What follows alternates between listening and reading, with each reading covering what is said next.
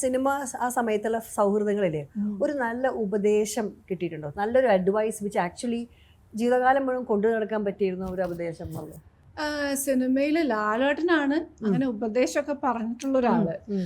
നമ്മള് എങ്ങനെ പെരുമാറുന്നു എന്നുള്ളത് it will stay in people's mind.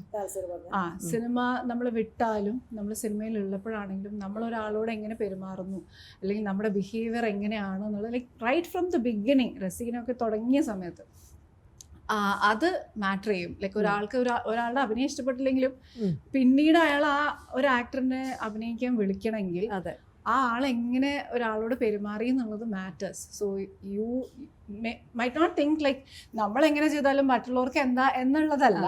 നമ്മൾ എവിടെ പോകുമ്പോഴും നമ്മൾ മറ്റുള്ള ഒരാളെ വിത്ത് റെസ്പെക്റ്റ് ട്രീറ്റ് ചെയ്യുക, നമ്മൾ അവരോട് സംസാരിക്കുന്ന രീതി, എവറിത്തിങ് മാറ്റേഴ്സ്. നീ ഒരു സെലിബ്രിറ്റി ആവാൻ പോവാണ്, ഫ്രം ഹിയർ ഓൺ ഇതൊക്കെ മാറ്റർ ചെയ്യും. Don't take things for granted എന്ന് പറഞ്ഞിട്ടുള്ളത് ലാലേട്ടനാണ്.